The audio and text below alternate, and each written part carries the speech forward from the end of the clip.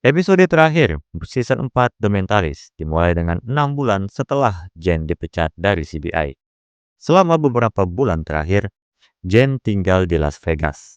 Dia tampak lusuh seolah mentalnya benar-benar down. Selama salah satu kunjungan minumnya di bar hotel setempat, Jen bertemu dengan wanita bernama Lorelai Martins, seorang pelayan, dan keduanya mulai mengobrol tentang masalah benar dan salah. Jen percaya bahwa tidak ada benar atau salah, tetapi hanya masalah apa yang ada dan apa yang tidak ada. Saat keduanya sedang berbicara, Oscar, seorang pria yang dulu membayar konsultasi saat Jen masih menjadi cenayang, ia menyela pembicaraan dan ingin berbicara dengan Jen karena sudah berbohong tentang arwah ibunya yang ternyata masih hidup. Oscar menuntut uangnya kembali. Jen pun mulai mengalihkan perhatian untuk kabur dari Oscar, dan ketika ia sampai di sebuah gang untuk bersembunyi, ia tetap ketahuan dan akhirnya dipukul oleh anak buah Oscar. Beruntung polisi tiba sehingga menghentikan pemukulan itu. Namun, Jen yang masih mabuk akibat kejadian sebelumnya, justru meninju polisi itu sehingga ia disetrum dengan alat kejut listrik. Sementara itu di California, tim Teresa sedang menyelidiki pembunuhan seorang pria tak dikenal yang ditembak di wajah. Di tempat kejadian perkara, Teresa dan yang lainnya diberitahu tentang penangkapan Jen. Tetapi sementara yang lain dengan cepat ingin membantu Jen, Teresa tidak. Teresa menjelaskan bahwa ia sudah berbulan-bulan tidak mendengar kabar dari Jen, di mana Teresa selalu mengirim pesan kepadanya. When he wants help, he'll ask us. He knows where we are. Meski begitu, Teresa tetap memikirkan Jen dan sedikit mengabaikan kasus yang ditangani saat ini.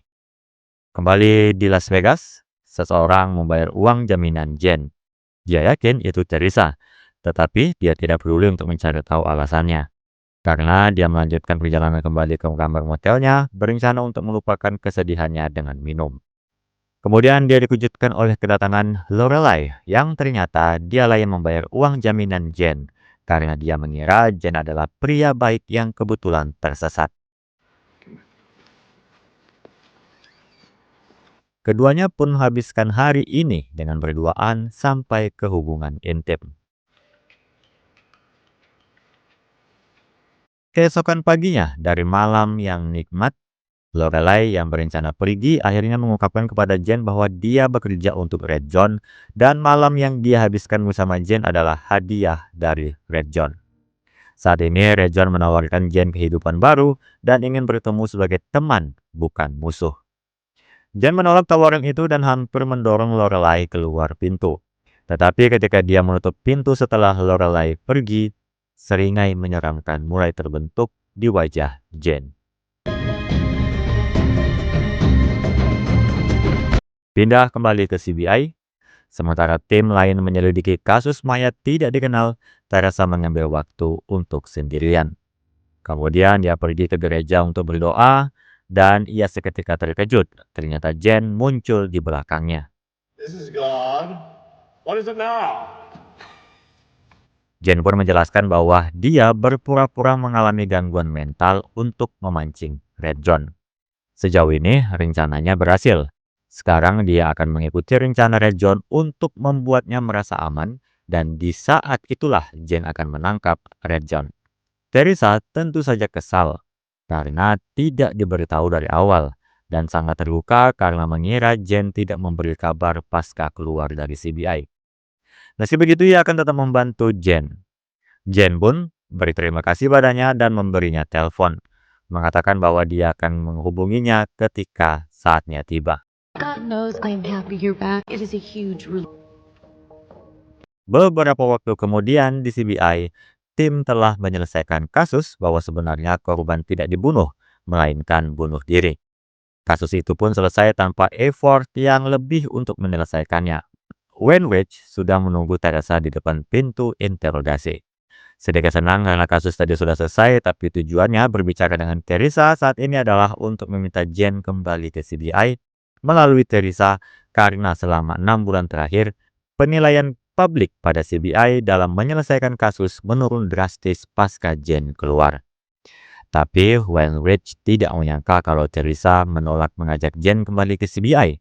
Dia mengira Teresa adalah orang yang paling membutuhkan Jen dibanding yang lain. Okay, it was just a thought. Pada saat percakapan ini berlangsung, di sisi Jen, ia sedang berbicara dengan Lorelai tentang menerima tawaran yang diberikan Red John. Lorelai senang mendengarnya, tetapi sebelum bertemu Red John, Jen perlu memberikan hadiah terlebih dahulu untuk menunjukkan penghargaan dan rasa hormat. Jen setuju untuk memberikan hadiah, tetapi Lorelai menjelaskan bahwa hadiah itu harus mewakili bahwa Jen benar-benar telah berubah, dan satu-satunya hadiah yang dapat mewakili hal itu adalah membawa mayat Teresa. Teresa Lisbon's dead body would be the perfect thing. Adegan pun dengan cepat berubah, memperlihatkan Jen di kantor CBI menyapa rekan-rekannya sebelum masuk ke ruangan Teresa. Setelah masuk, dia memeluk Teresa sebelum mengambil pistolnya dan menembak Teresa. Serangkaian tembakan terdengar dan Wenwich berlari untuk melihat apa yang terjadi dan hanya untuk melihat Van Pelt dan Cho berkerumun di atas mayat yang mereka klaim sebagai Rigsby. Mereka menjelaskan bahwa Jen menembak Rigsby di wajah setelah dia meninggalkan gedung dengan mayat Teresa. Berita itu dengan cepat muncul di televisi dan dilihat oleh Lorelai. Sementara di sebuah tempat di Las Vegas, semua tim berkumpul di sana karena jelas ini semua adalah rencana Jen. Teresa dan Rigsby masih hidup. Rencananya adalah membuat seolah-olah Jen berubah pikiran dan bersedia menerima tawaran Red John agar mereka bisa menangkapnya. Dan ada sedikit pembicaraan dari Teresa tentang perkataan Jen sebelum menembaknya. Love you. Jen mengatakan mungkin refleks dari situasi yang sempit atau mungkin Jen benar-benar menyukai Teresa. Saat itu Lorelai menelpon Jen setelah mendengar berita kematian Teresa dan Rigsby dan menetapkan titik pertemuan. Tetapi alih-alih membawa tubuh Teresa, Jen hanya perlu membawa kepala Teresa saja sebagai bukti tambahan. So you want the good news or the bad news first? You lost tooth? Sementara Jen berusaha mencari cara untuk mengatasi situasi terbaru ini, Wenwich telah menghubungi agen Susan Darcy dari FBI untuk membantu menemukan Jen. Susan memutuskan untuk memeriksa mayat yang diduga milik Rigsby. Tetapi setelah menyadari bahwa tinggi mayat tersebut tidak sesuai dengan tinggi badan Rigsby yang tercatat, dia tahu ada sesuatu yang tidak beres dan meminta agar surat perintah penangkapan dikeluarkan untuk seluruh tim Teresa Lisbon. I want arrest warrants prepped for every single member of that CBI team dead or alive. Kembali ke rumah persembunyian, Cho dan Van Pelt sedang membahas logistik dengan yang lain untuk menjalankan rencana mereka. Akhirnya mereka pun pergi ke tempat pertemuan yang telah ditentukan dengan kepala Teresa yang palsu. Sampai di sana, mereka malah menemukan sepeda merah dengan petunjuk arah yang memberitahu kemana harus pergi. Jen pun tiba di tempat yang hanya ada gurun terbuka. Muncullah limusin hitam berhenti dengan Lorelai dan salah satu anak buah Red John di dalamnya. Lorelai menyapa Jen dan menyuruh membuka kotak yang dibawa. Isinya hanyalah melon yang ditutupi rambut. Lorelai pun menyuruh anak buahnya untuk sedikit menganiaya Jen sebelum menyuruhnya masuk ke mobil. Sementara Teresa dan anggota tim lainnya yang telah mendengar percakapan itu melalui alat perekam yang dikenakan Jen memutuskan mereka harus bertindak sekarang. Hanya saja serangkaian SUV hitam menghadang mereka yang ternyata adalah para agen FBI. Setelah tim ditahan, Teresa memohon kepada Susan Darcy untuk membiarkan mereka pergi agar mereka dapat menjemput Jen yang saat ini bersama Red John. Sementara itu, Jen dipukuli oleh salah satu anak buah Red John dan kemudian didorong ke kursi depan limusin. Di kursi belakang, Red John dengan siluet hitam berbicara dengan Jen. Hello, Patrick. Ia mengatakan bahwa dia memiliki seorang teman di FBI yang menghubunginya begitu FBI mengetahui bahwa Jen memalsukan kematian Teresa dan Rigsby. Namun dia masih mencoba membujuk Jen untuk mengubah pikirannya dan menerima tawarannya. Di tengah Jen yang tidak bisa melihat apakah benar Red John atau tidak yang berada di belakangnya, ia menolak tawaran itu, membuat Red John menyuruh Lorelai untuk memotong 2 jari Jen sebelum dilepaskan. Like I said, go to hell. Dan tepat ketika jari Jen akan dipotong, FBI muncul untuk mengepung. Mereka dengan cepat masuk ke mobil dengan mendorong Jen menjauh. Lorelai dan anak buah Red John kabur dengan dihujani tembakan-tembakan FBI sampai mobil tersebut terlempar keluar jalan. Susan Darcy, orang pertama yang tiba di limusin. Sementara tersisa Lorelai yang masih hidup dan ditahan.